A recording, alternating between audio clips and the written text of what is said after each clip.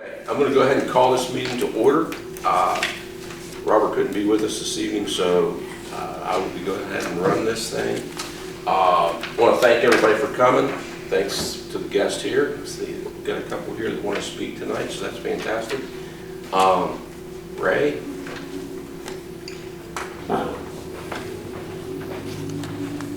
Okay, so we'll go ahead and call to order on this 11th day of September. It's a day that we all remember. I'm going to go ahead and start it out. Everybody was pretty much affected by this day about 21 years ago. Is that right? 21? 22? 22 years ago. So I think everybody, I know I was, lost a good friend in that. So I'd like to just take a moment of silence, if you would, please, and remember those folks.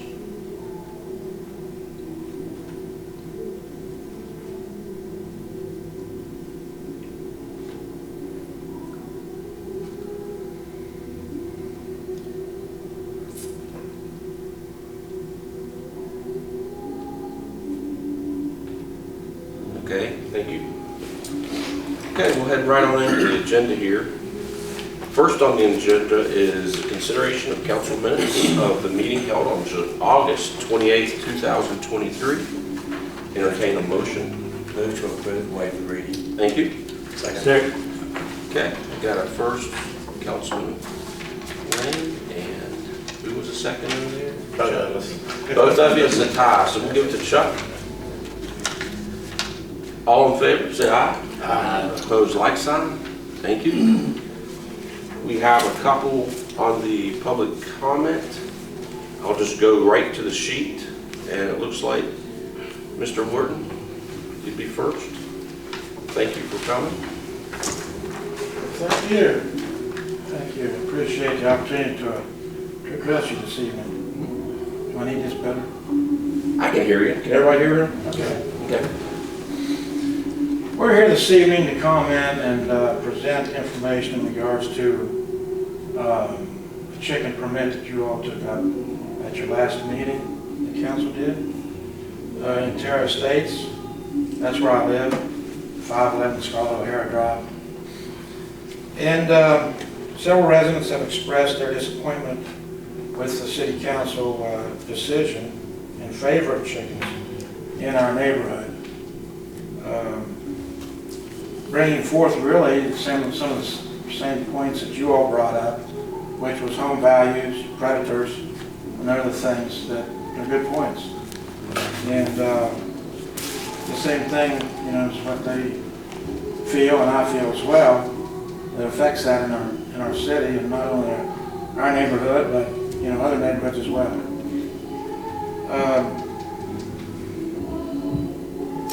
Also, knowing that P&Z approved this updated 505 ordinance 4 months ago on April 17th was kind of surprising to me. And also with a new state park and a national park nearby, I think we believe allowing chickens in the city limits is maybe not the best direction for Summerville to go. So I wanted to just start out with that, and also want to yield my time to Mr. Boso, and he's going to provide more information and presentation. So, thanks for addressing you all. Great. Thanks, Gary. Great. Good evening, Recorder. Thank you. Good to see you, Councilman. It's a pleasure to see you. I am here representing Gary Wharton regarding the permit that was issued at 418 Ashley Lane. My name is Greg Boso. I run Boso Forensic Engineering that's located here in town. And my background is involved heavily in residential commercial development, and part of that also involves deed restrictions, covenants, and things like that when we were in the planning phases prior to lotting and deeding properties out. So a lot of that work was in Northern Virginia, North Carolina, and so I've got some extensive experience in that. what I want to do tonight is go back and present a little bit of information that I think you all were misled with during the application review process during your last meeting. If you will, I'm going to hand out just a real quick folder, just so that you have the application that was presented to you, as well as included with this packet, and I give you my crib notes. But I also included with this packet the deed for the subject property upon which Mr. Mitchell resides.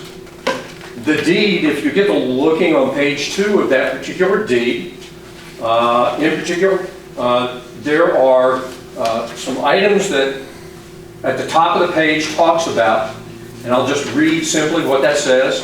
It says the grantees for themselves, their heirs and assigns, covenant with said grantor and hereby accept the land herein conveyed, subject to the restrictive covenants running with the land as set forth on page entitled Restrictive Covenants for Terra Estates as follows.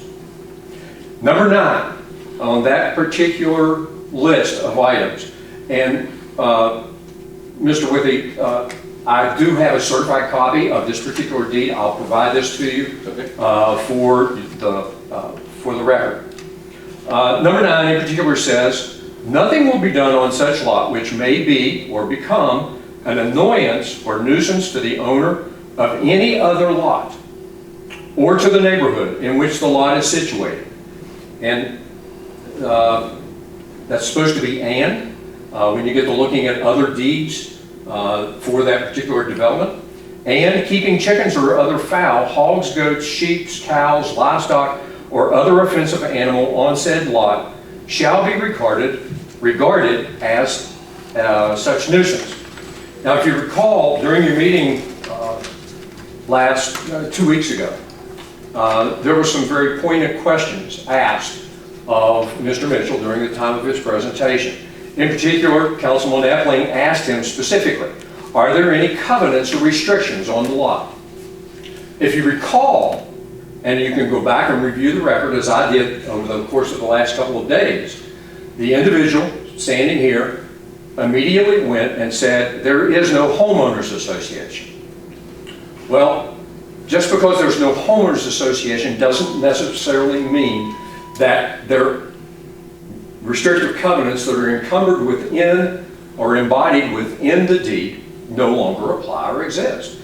In fact, those are covenants that the individual made to the rest of the property owners within the development when he bought that piece of property, that he would not put those chickens on that particular piece of property. So, clearly the evidence is here that the permit, and when you look at page 1 of the permit that is on top of the packet, down in the box, there's a clause that says, signing below indicated the applicant has read and understood all applicable ordinances and codes for keeping chickens, and that applicant has verified no homeowners association rules, deed restrictions, I think there's a typo there as well, or other covenants prevent the keeping of fowl on this property. Well, in fact, when we get to looking at the deed for Mr. Mitchell, his covenants that he made when he purchased this property was that he wouldn't keep fowl on the property. Unfortunately, Councilman Epling, he danced around the subject and didn't ask head on or answer head on your question. Are there any deed restrictions? Here we have the evidence. The factual evidence is yes. There were restrictions that prohibited him from having. So in order for him to actually get these covenants removed, you have to impact the entire development. He would have to have signatures of everyone within the development in order to have those covenants removed or changed. When those covenants would be changed, they would be changed on all properties within that subdivision. I don't think you're going to get that. But, so the question becomes now, what do you do with it? Well, quite honestly, it's a procedural issue. At this point, in order for you to correct a misrepresentation upon which you acted, and you know, I would have probably, without going back and looking at the deeds, probably have done exactly as most of you did during the last meeting, voted to grant that permit. However, the code was put into place in the fashion that it was so that you didn't usurp what those deed restrictions were. The purpose of the code in the fashion that it was written was so that in those areas where deed restrictions or covenants didn't exist, it gave you the latitude to allow property owners within that area to choose whether or not to allow fowl to be kept on a piece of property. But in this particular case, you have covenants that barred that action that this individual took. So how do you take care of it? Well, quite simply, what you do is somebody on the prevailing party tonight needs to move to reconsider the action that you took during the last meeting. And upon approval of that motion, put you back at ground zero. You're taking up the action on the application, and you make a choice as to whether or not you're going to approve or disapprove that application. And I would suggest to you, based on the fact that you now have factual evidence that clearly the individual made a misrepresentation to this particular body, you rescind that particular permit after you defeat the motion. If there's any question, I'll be glad to answer, but otherwise, I'll be glad to help in any way that I can. And the process that I've outlined to you, I'll admit, is a procedural process that I've used on one particular occasion during my tenure while I was a senator in the West Virginia legislature. And this is a process that's widely recognized. It's part of the Jeffersonian rules for parliamentary procedure, particularly for legislative bodies such as yourself. If there's any questions, I'll be glad to yield. Any questions for Mr. Bogle? No? Well, I don't think we can do anything No. before we have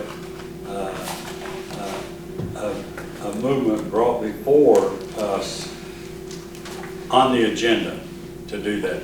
Correct. Actually, You are not on the agenda, You're right. and I do not think we can make an action on it until your question and movement is on the agenda. well, and in all due respect, what you're doing is making an action that corrects the minutes from the last meeting that you just had before you. So, Thanks, Greg. Thanks, Gary. Okay. Any other discussion? Okay, moving on. Update on the Summersville Sports Complex annexation. We do have an update on that. It's not going to take as long as we thought it might. Greg Tucker, our city attorney, has found a way to do it. He says that it will be prepared and ready by the next meeting. He's going to dictate an ordinance, and it will be ready on their next council meeting. It is like any other ordinance. You're going to have to come in. There'll be a first read, and then a vote of action will happen on the second read. So you're looking at a two-council process. He says he can do it by ordinance, where before we thought we were going to have to go and present to the commission, but he says we do not have to do that. The reason we do not have to do that, the city owns 100% of the land, and there is nobody living on it. So that allows us to go that route. So he will more likely be here, and he'll dictate that ordinance to you all. After it is passed, if passed, that copy will then be sent over to the commission for their review and for their records. Any questions on that? Okay. Recorder's report. Going to be presenting this over to the Planning and Zoning a week from tonight on September 18th at 6 a.m. We will also, just so that you know, we're going to continue our meetings on what we call tiny homes. 6 p.m.? Yes, yes. said I didn't say a.m., did I? Yeah. Yeah, 6 p.m. 6 p.m. I will not be at 6 a.m. 6 p.m. And we're going to continue our discussion on what we call tiny homes. It's really difficult to find a definition of tiny home, but we are discussing that, and it's perfect timing. I want everybody to know we've been out in front of a lot of things here lately. This is another thing we're trying to get out in front of.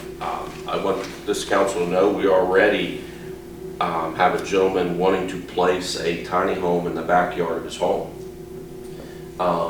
This is not something that we are protected by in our current ordinances. So, you know, we're moving forward on that as quickly as we can.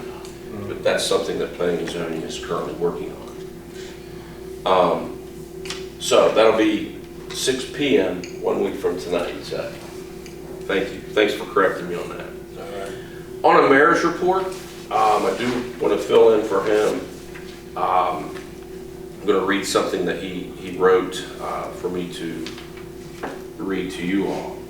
On behalf of the organizing committee and volunteers, we would like to express our gratitude to everyone who contributed to the success of the 53rd Nicholas County Potato Festival.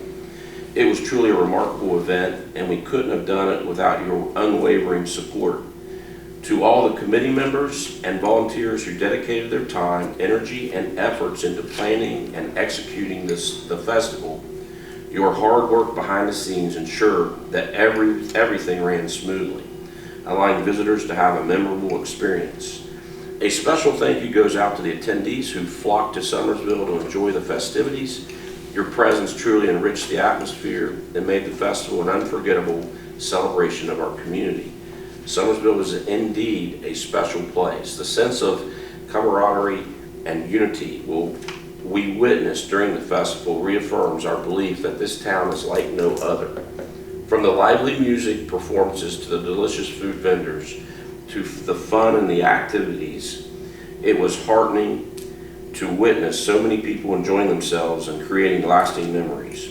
We look forward to next year's festival. Mayor Robert Schaefer. The mayor also wanted me to pass along this. You might want to take note. There's a ribbon cutting at the Honey Bee Coffee and Donut House at 611 Church Street, September 14th. That is Thursday at 12 noon. Thursday at 12 noon. Okay. Any council reports? No council reports? Okay. I will entertain a motion to adjourn. Motion to adjourn. Chuck. Good. Chuck and Wayne. All in favor? Say aye. Opposed, like sign. Thank you and have a good evening.